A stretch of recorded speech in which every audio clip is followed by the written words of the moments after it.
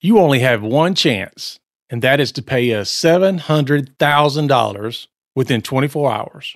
Or within 24 hours, we will publish here absolutely all the data we have. Now that's you being the bad guy. You be the person that read it. I ain't got that kind of money.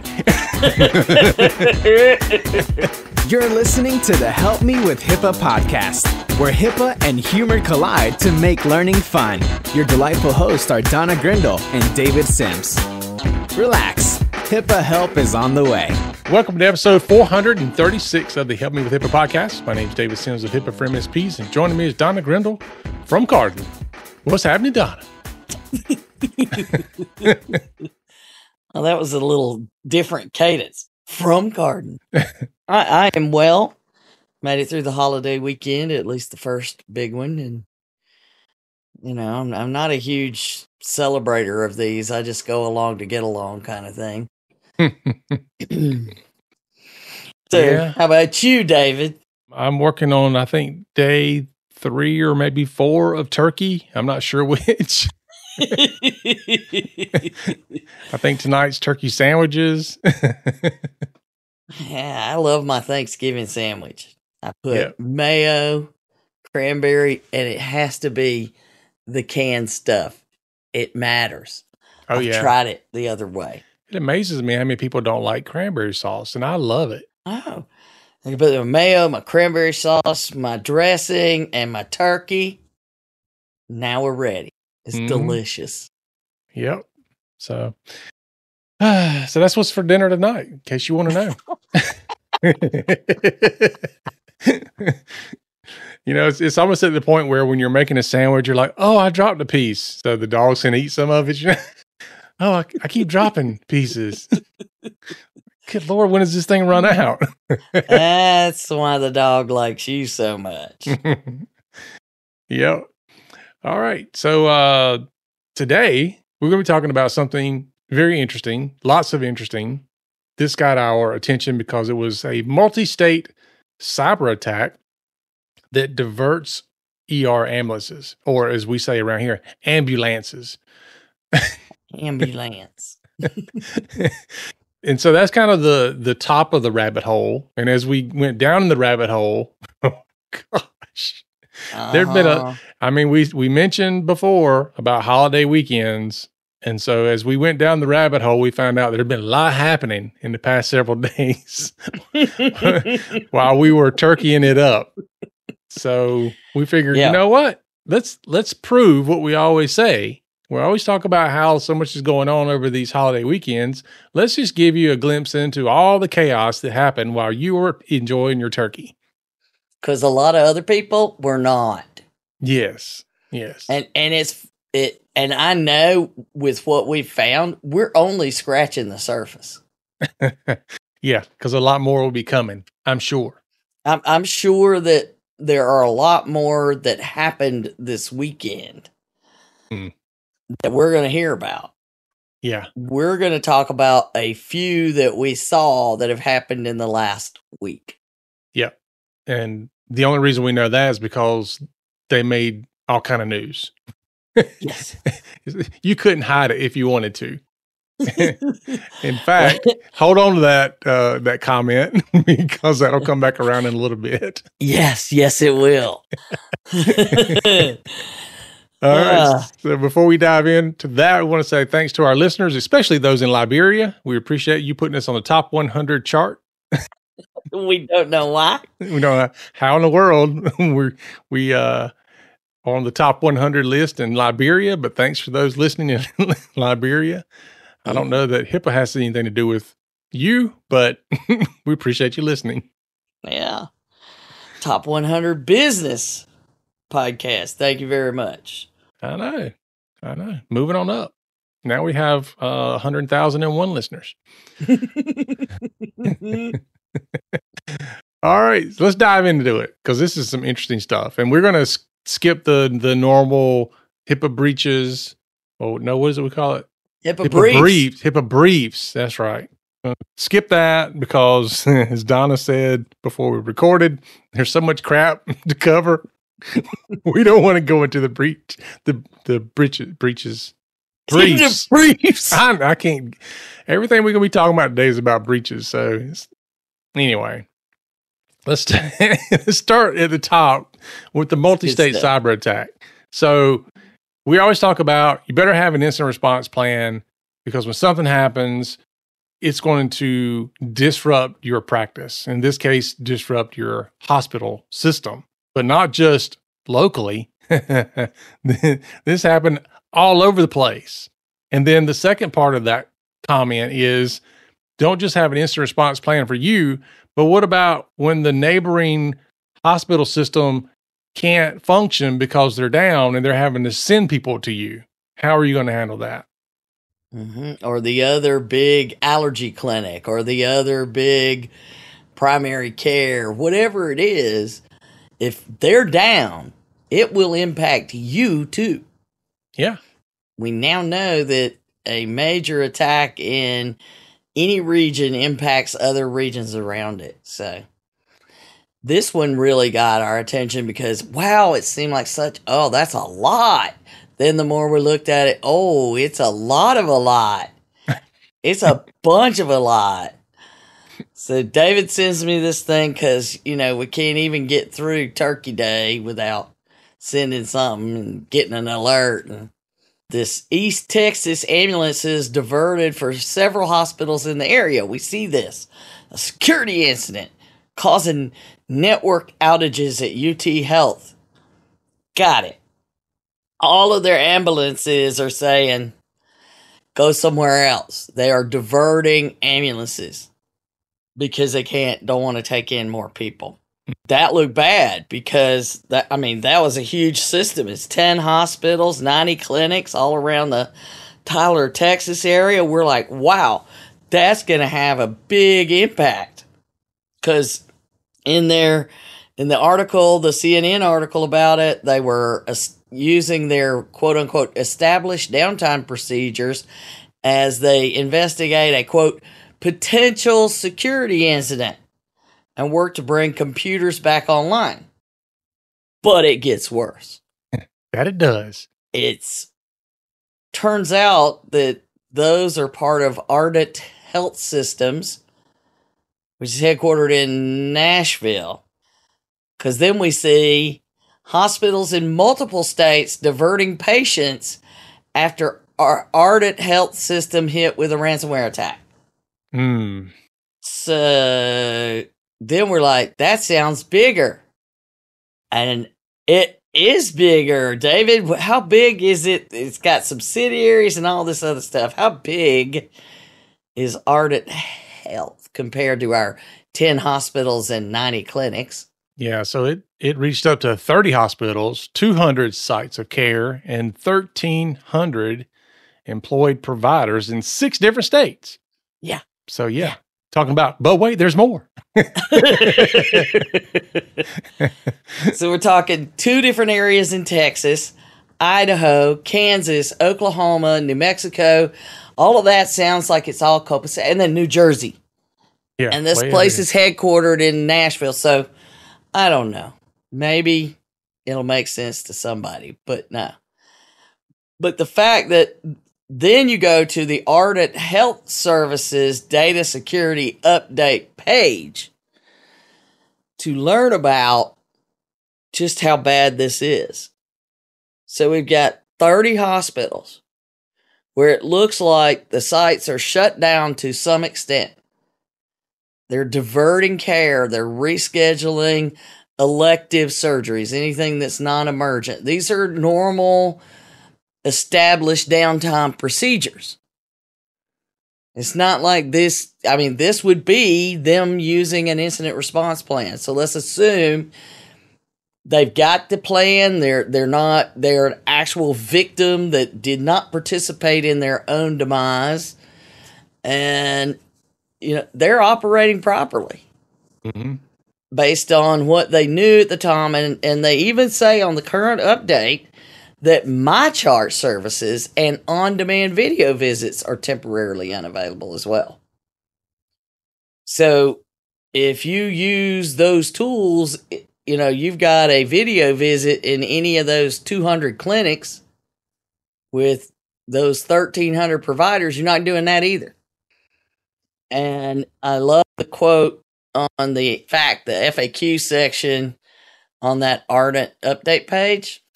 Where is it? How long did they say?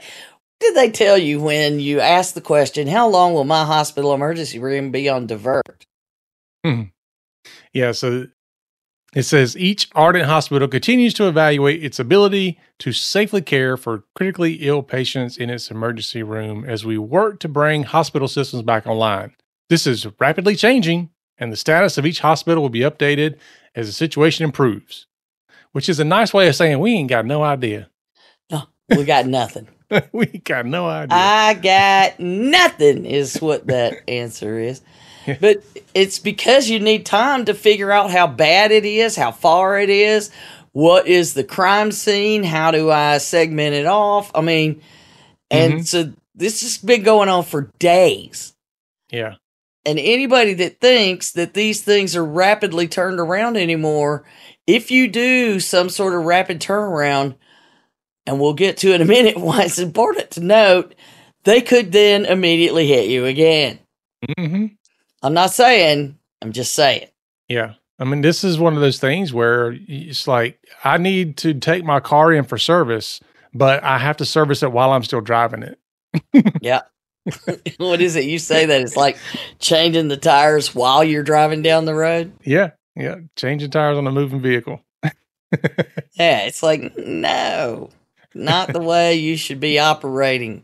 Yeah. It can be done. I'm sure somebody out there's probably done a video of changing the tires while you're driving down the road, but it takes a team and it takes a plan to make that happen. So hopefully sounds like they got the team. I mean, you will not ever operate in these environments without a team being called in. It's not something where one person can manage it. I don't care. I mean, if you were dealing with just a ransomware attack, carefully, you wouldn't handle it on your own. You'd probably call me if nobody else. Yeah. But think about this. These are patients asking these questions like, how long is it going to take? These are the exact same questions that you're going to be asking IT or whoever else is involved. And guess what? The answer is going to be the same. Yeah, that's why we recommend that you narrow the communications to those people for the first 48 hours.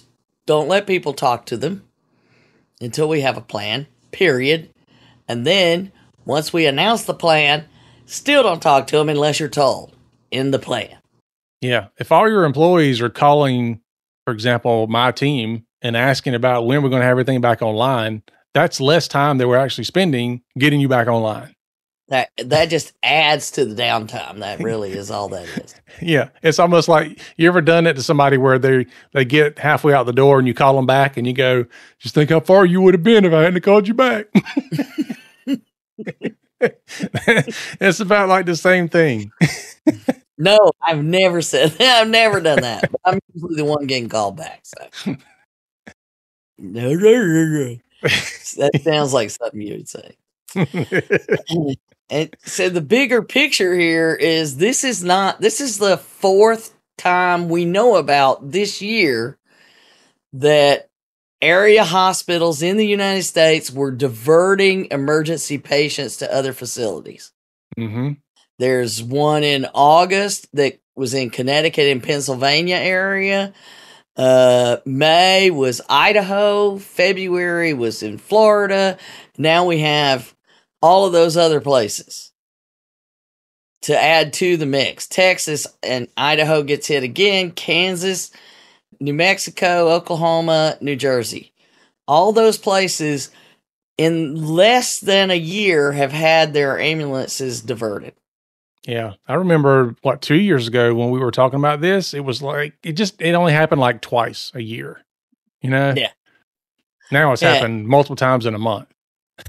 Well, and we learned about it, because that was happening during COVID. Some of these emergency rooms were due to volume turning people away. But we also learned that during all that madness, that was when the ransomware attack happened in Germany, and the ambulance was trying to find a hospital that would take them. And the person was in distress and did not make it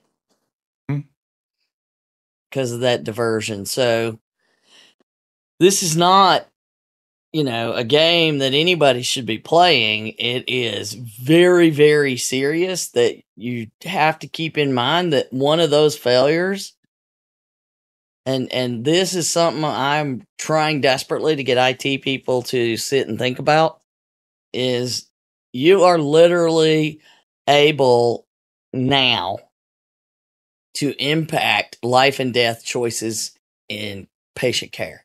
Mm-hmm. Is this the way you want to go, I got this, and blow right through it? No. I think that's a big reason where we talk about the checklist that we want people to go through. Because if you make one mistake with a firewall update, and you don't do a follow-up, and you don't do a test, and you don't do, okay, everything's working now. Now let me go through my checklist and make sure nothing's left open. Get all of my documentation. Go back and check it again on a regular basis. All of those things, everybody's like, I don't need to do that. Mm-hmm. The other challenging part of it is the fact that a lot of times, especially in the IT world, we're fighting fires. Mm-hmm. And so because of that, you're always looking at how can you get to the end result faster? How can you get to the resolution faster? Because people are breathing down your neck. And that's where mistakes get made because you don't have time for a checklist, which is an excuse, I know, but that's what happens. Well, and so what I was going to next, which that added perfectly to the point I'm getting to here eventually, is, when they go to do surgery, no matter how small we may consider the surgery, every one of them does have the chance of death. When you do a surgery, you can die. Mm-hmm. Now, it's a 1% or less than 1% or whatever it might be, but they have to tell you that before they go to do it. Now, once you're completely out of the mix, like, goodbye, I've had the happy juice, taking my nap now, they go through a checklist. Physicians in an operating theater, they go through a checklist. And they do that because they found that if they went through the checklist, they had fewer complications, fewer infections, all of this long list of things, and it helped ensure that we keep that possibility of death down to a minuscule amount. Yeah. Because I hate when you wake up from an operation like that and they bring you to, and then you hear somebody in the background going, I can't find the forceps. Has anybody seen the forceps? Can't get too serious here, folks. But maybe we need to start using that as a bigger message so that they understand, it's, if I'm doing an emergency surgery and I'm a surgeon, I do need to operate quickly, but if I go too fast, I'm not going to operate properly. Mm-hmm. So it's an important step to go through that, where each person identifies themselves and what job they're doing. There's no assumptions. And it's a very specific checklist based on the surgery environment you're in. But for the most part, if you've never read the Checklist Manifesto, it's a pretty cool book. You should check out the Checklist Manifesto. All right. So for those who are listening and they're like, oh, these are hospital systems and I'm just in a small clinic, let's talk about that. Yeah, but wait, there's more.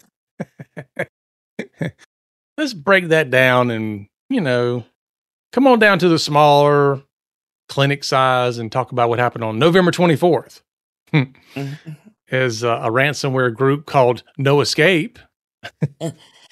They were one of the ones in the HC3 publications and all of the different ones we went through about all the different ransomware gangs changing. Yeah. So they hit a Granger Medical Clinic out of Utah. think we hit Utah like 3 times in this conversation already. At least twice. I mean, they're in trouble up there. But yeah, so they've got a problem going on right now where they've got what is it, 38 gigabytes of data that's potentially on the dark web floating around, might be released. Yeah, so this story was on databreaches.net, who is out there watching what the ransomware gangs are doing. So when they publish stuff, then these folks go and figure out, is it for real or not? And the interesting thing on this one is we have, they say that most of what they have is employee files and internal documents, which could not be good as well. But they also claim they have some patient stuff. But the no escape people, so the ransomware gang, publishes a listing. This company's network was successfully encrypted and compromised. Yeah. After lengthy negotiations, the guys made their choice. So we have more than 35 gig of sensitive data, and it goes through all this list, and it does mention, and this is the scary piece here, first name, date of birth, address, city, state, zip, mail, and patient phone number of patients they know. And we also have, and this, I got nothing on this, we have more than 2,000 passports and tens of thousands of social security number cards. Passports? Mm-hmm. Does that mean this is their listing on the website? I'm thinking they're like, we're already selling these. But it doesn't make sense because I think, I don't know. Maybe they found it in the data. I don't know, because it also says audits, reports, finance, databases, budget, banking. I mean, just on and on and on. Payroll and other confidential, important documents, the leakage of which will lead to multi-million-dollar losses. Yeah, probably so. I wonder if they're talking about driver's licenses, passports, maybe. I don't know. Maybe that would be what they would call it, because this is why I don't let them make a copy of my driver's license anymore. Yeah. Like I say, you could see it, but you ain't making a copy of it, and people are like, what? Yeah. But the end of their message was, you only have one chance. And this is the part where, what would you do, David, if you read this? Go ahead and just read it with the tone that you would use if you were reading this out loud. You only have one chance, and that is to pay us $700,000 within 24 hours. Or within 24 hours, we will publish here absolutely all the data we have. Now, that's you being the bad guy. You be the person that read it. I ain't got that kind of money.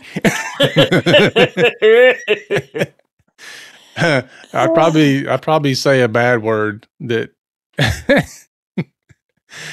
Oh man, I don't know. I mean, it's okay. Okay, here you go. Here's what I can't do. I'm going to call my insurance company, and they'll pay for everything. Oh yeah, call them up. Yeah, and within 24 hours. Okay. Yeah.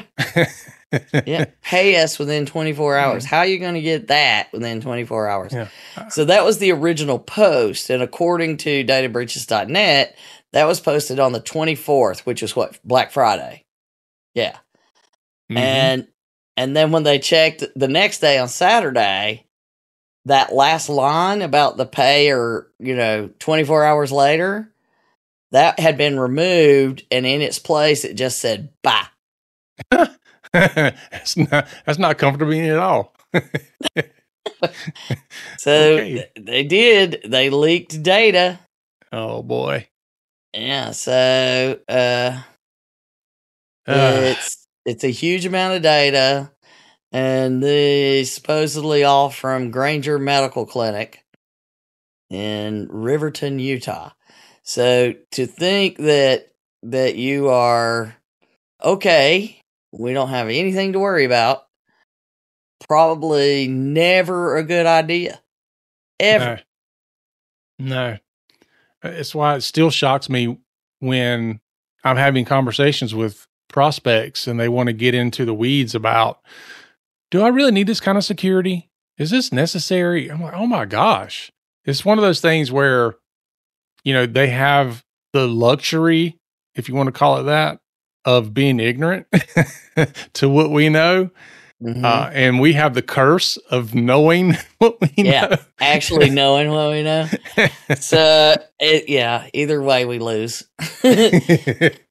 So there is, if you go to the Grainger site, because it did talk about so much of the employment stuff and all of that they have. And I mean, it's a multi-specialty clinic, so it's not a small operation, but it's not a health system. And it's clear they're already using the stuff because they have this notice on the Grainger website right at the top in red that basically says if anybody's contacting you about employment opportunities here, it's probably not us. We won't ask for payment for your employment.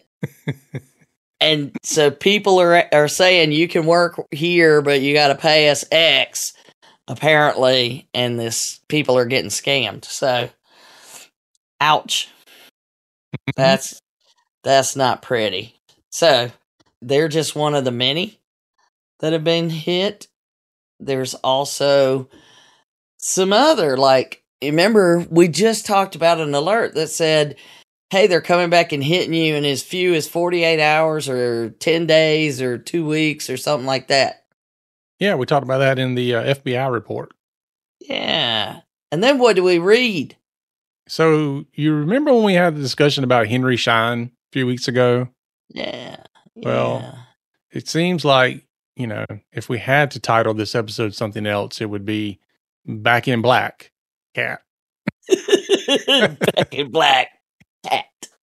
Yeah, because the gang that hit them is one of the names they go by is Black Cat.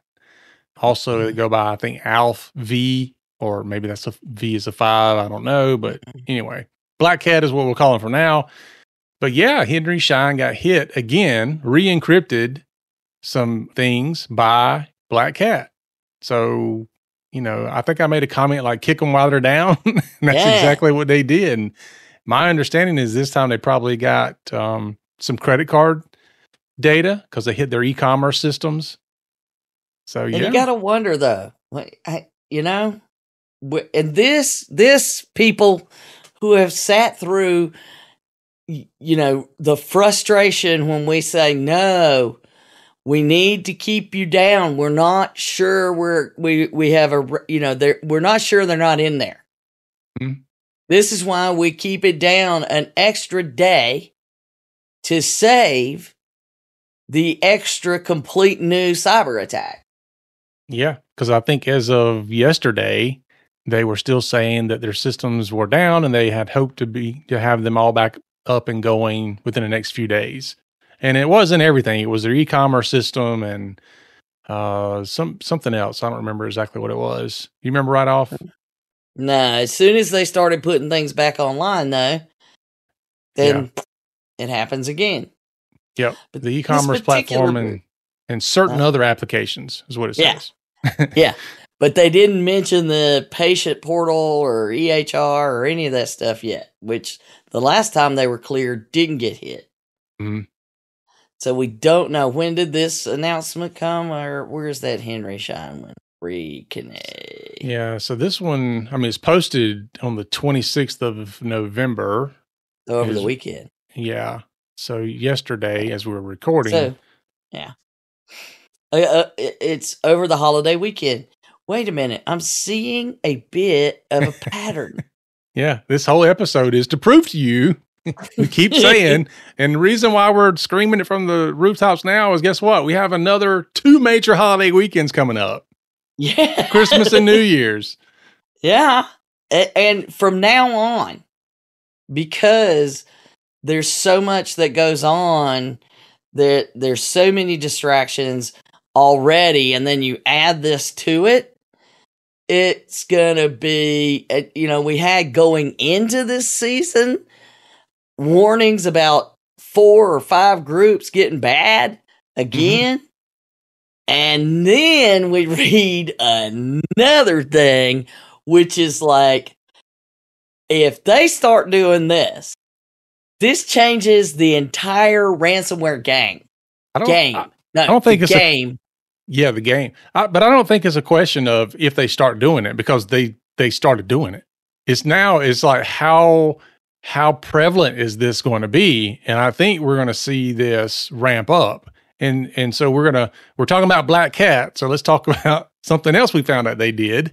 Yeah, one of the things we often do is we don't focus on HIPAA all the time because the big umbrella of privacy and security is what we need to be looking at. Don't get blinded by just HIPAA compliance. And so this one actually is an SEC complaint.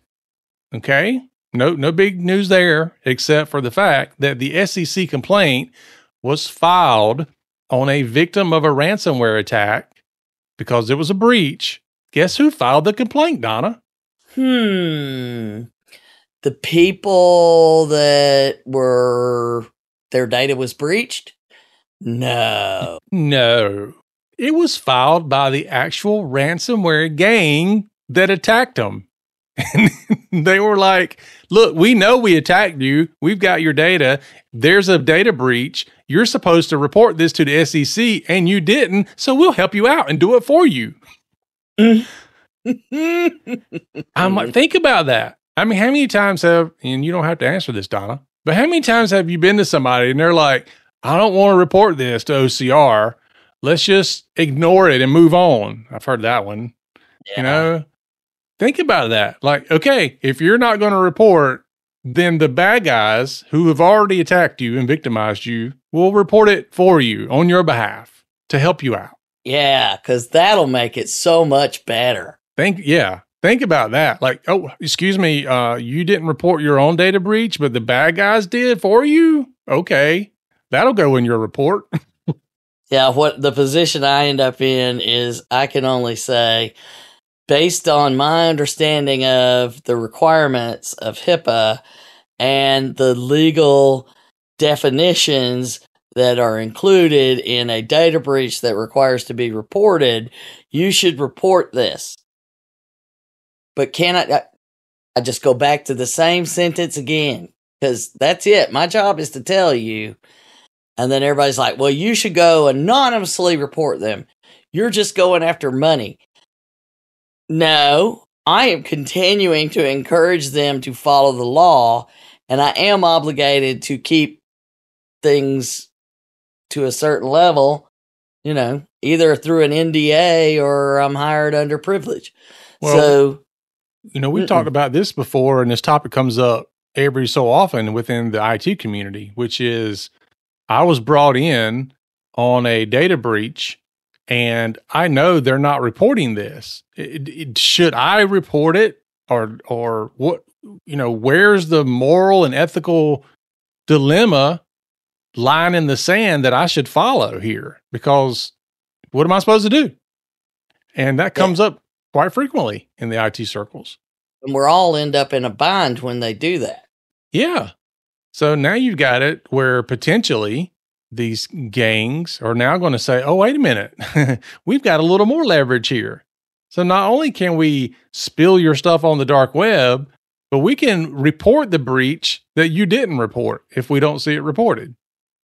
And that is huge, especially if they know that it's healthcare data and they have 500 or more patients, because they'll know all of that.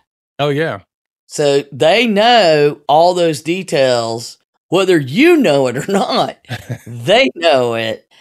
And if they say, pay us or we're going to report you, think about, now we say these are the least of your worries, but how often do we talk about the fact that everybody, that talks HIPAA compliance all go to the $1.5 million fine?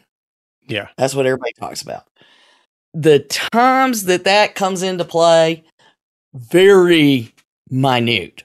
The times it's talked about, constant. Right. And I've tried to tell people, this is not the thing you should worry about. If you did everything else you should worry about first, that would never be a problem. That's right. Yeah. So anyhow, they see that all over the place in the news. Mm-hmm. So they go to Dr. ABCD or Clinic ABC, whatever it is, and they say, look, we know we have 2,000 patients. Yeah. And we also know that you weren't doing a very good job in your security. Yeah.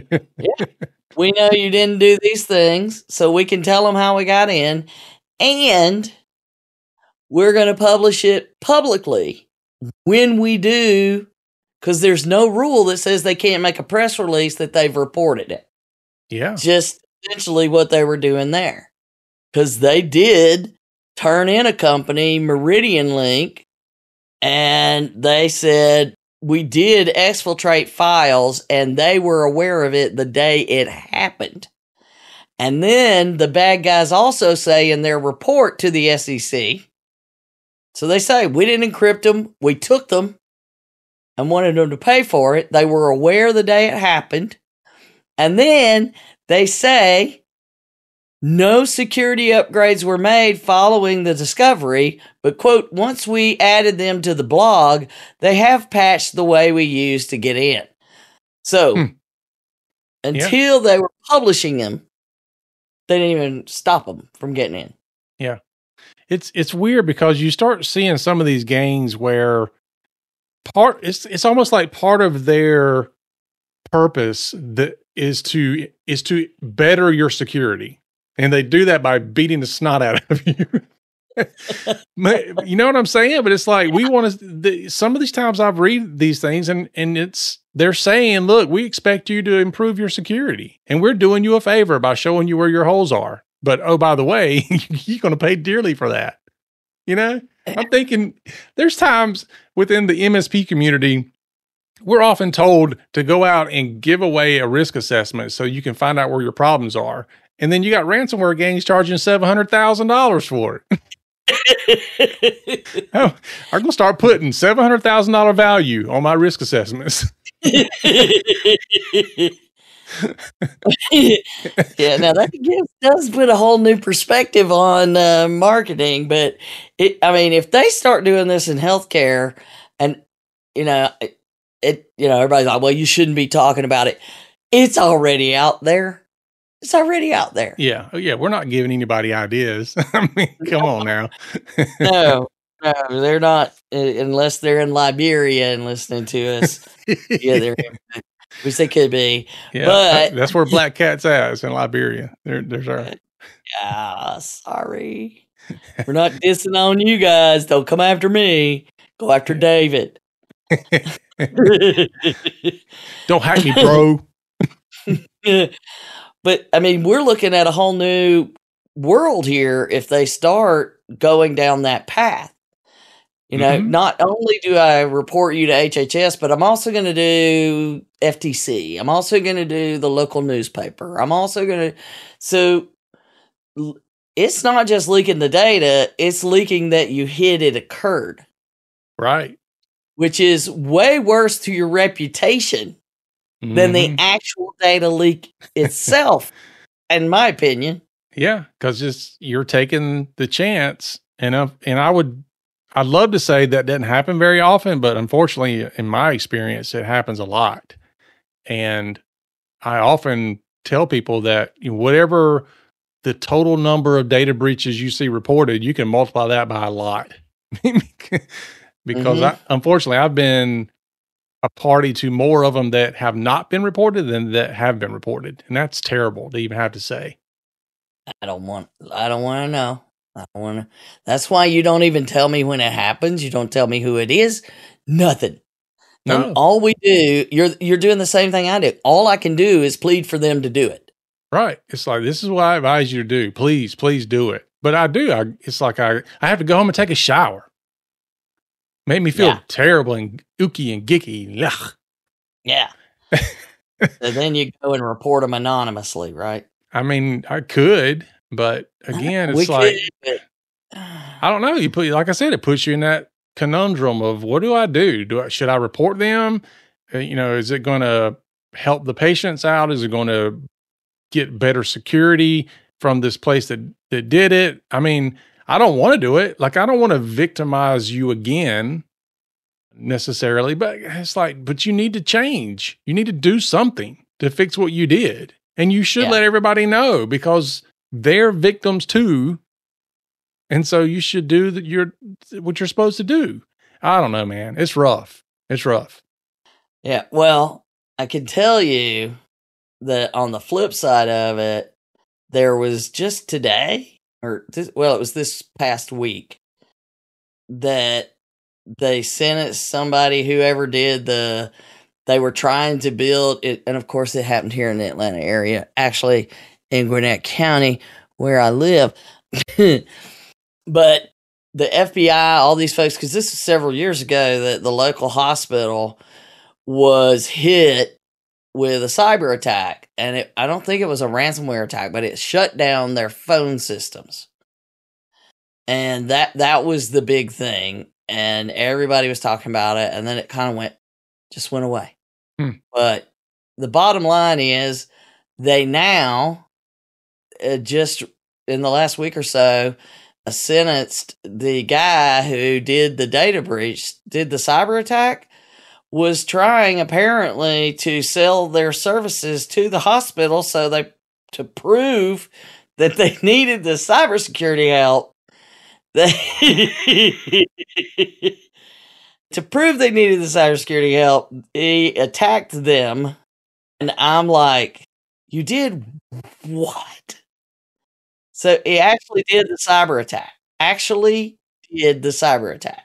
The funny part about it is, within IT circles, that's like a joke, right? Like, I'm gonna hack them so they'll hire me to to fix it, and they'll see how valuable my services really are. But it's a joke. Like, dude, did you think somebody was being serious? This is not the way to market your services. Oh my gosh. I know. So here it is. Here's the article. I found it. It's right here in the AJC. IT professional pleads guilty in the Gwinnett Medical Center hacking case.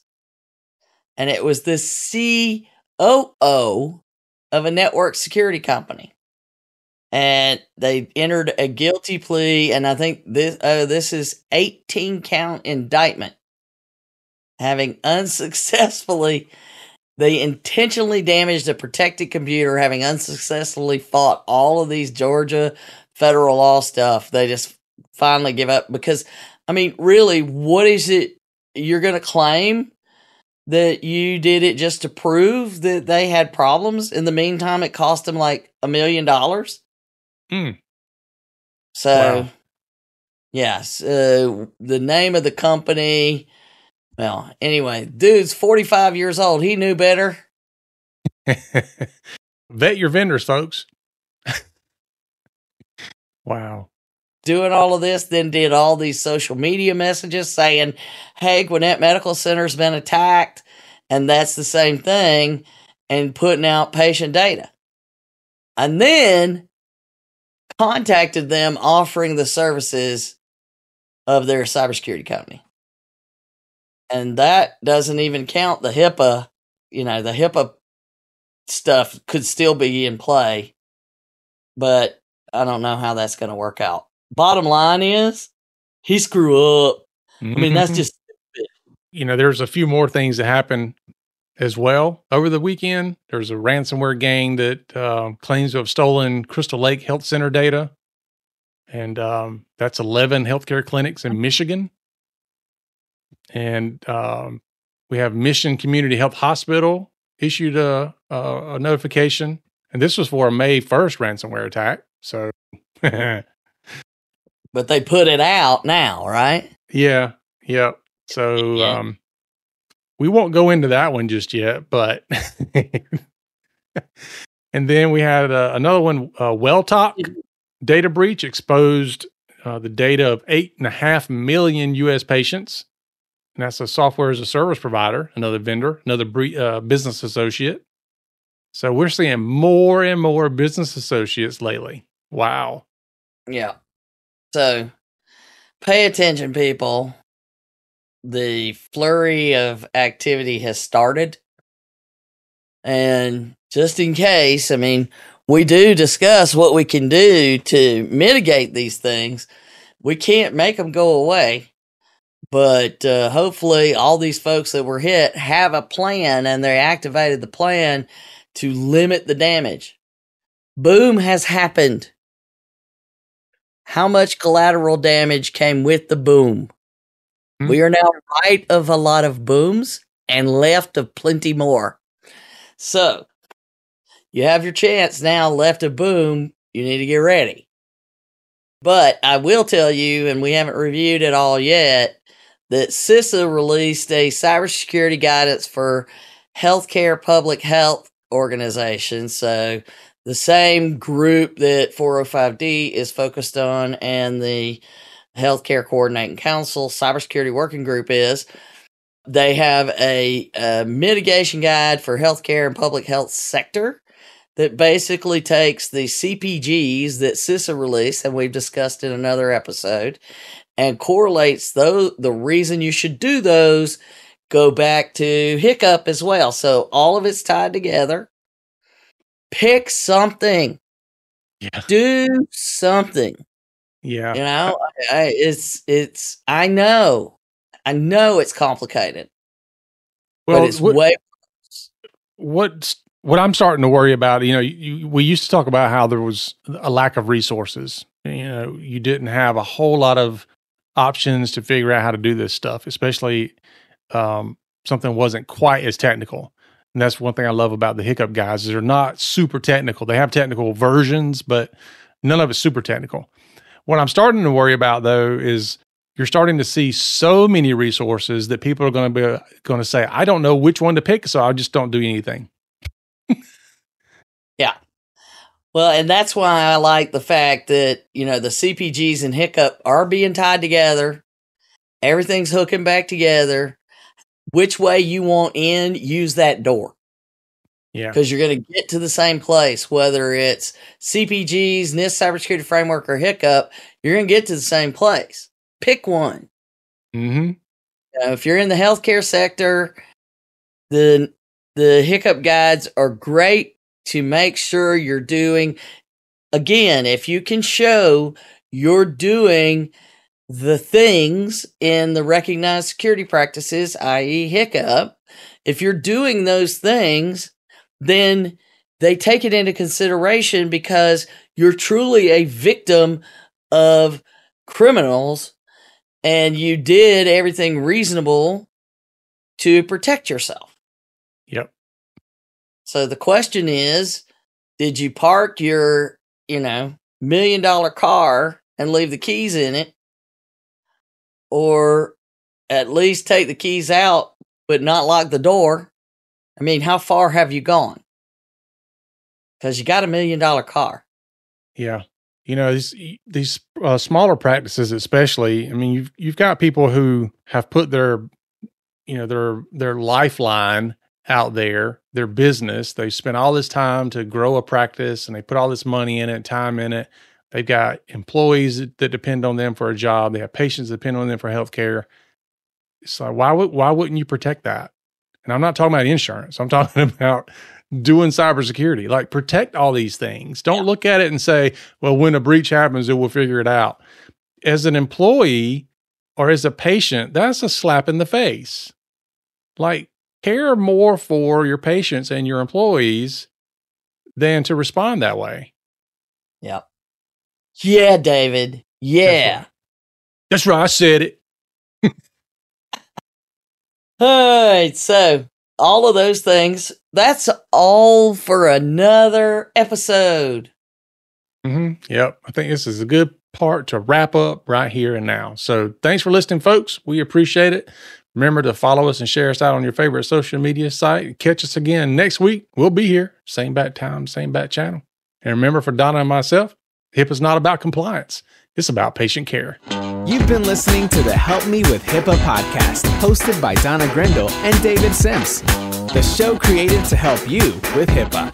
For more information or to ask us a question, visit our website at helpmewithhipaa.com. Neither Donna Grindle or David Sims are attorneys, and they do not offer binding legal advice concerning regulatory compliance. The information in this podcast should not be relied upon or construed as legal advice in any way. Consult your attorney for legal advice concerning compliance with HIPAA regulations.